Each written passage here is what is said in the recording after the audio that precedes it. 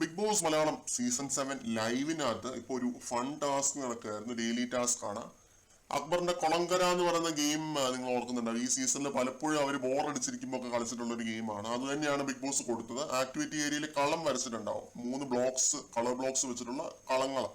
അപ്പൊ അതിലേക്ക് ചാടി കളിക്കണം എന്നുള്ളതാണ്. ബിഗ് ബോസ് പറയുമ്പോൾ ചാടി ചാടി കളിക്കണം. ഒരു വരിയായിട്ട് നിന്നിട്ട് അങ്ങോട്ടും ഇങ്ങോട്ടും ചാടണം. ഈ ഒരു ടാസ്കിൽ ആദ്യമേ ഔട്ടായത് അപ്പാനിയും അനുമോളുമാണ്. പിന്നെ ഓരോരുത്തരായിട്ട് ഈ ഒരു ടാസ്കിൽ നിന്നും ഔട്ട് ആവുന്നുണ്ട്. ശൈത്യയാണെന്ന് തോന്നുന്നു പിന്നെ ഔട്ട് ആവുന്നത്. എനിക്ക് ഏറ്റവും അവസാനം ഔട്ട് ആവുന്ന 1-2 പേരിൽ ഷാനവാസ്, പിന്നെ ഷരിക, അതേപോലെ അനീഷ്, ഇവരൊക്കെ ഉണ്ടായിരുന്നു. ഈ ടാസ്ക് ജയിച്ചത് അക്ബറാണ് ഈ ഒരു ടാസ്ക് ജയിച്ചിരിക്കുന്നത്. വേറെ ഒന്നുമല്ല, അക്ബറിന്റെ ഗെയിമാണ്, അക്ബറിന്റെ ഫോട്ടോയാണ്. അതുകൊണ്ടാണ് അക്ബർ ഈ ഒരു ടാസ്ക് ജയിച്ചിരിക്കുന്നത്. ഈ ഒരു ടാസ്ക് ജയിക്കുന്ന ആൾക്ക് എന്തോ സമ്മാനം ഉണ്ടാവുന്നൊക്കെ ബിഗ് ബോസ് പറയുന്നതായിട്ട് കേട്ടിരുന്നു. നല്ല ഫൺ ടാസ്ക് ആയിരുന്നു. അവിടെ ലൈവിൽ കണ്ടിരിക്കാൻ നല്ല ഉഷാറായിരുന്നു. ഈ ഒരു ടാസ്ക് നടന്ന അത്രയും സമയം മാത്രം ഒരു പോസിറ്റീവ് വൈബ് ഉണ്ടായിരുന്നു ലൈവ് കാണാനായിട്ട്. പറയാതിരിക്കാനായിട്ട് പറ്റത്തില്ല. നല്ല പോസിറ്റീവ് വൈബായിരുന്നു.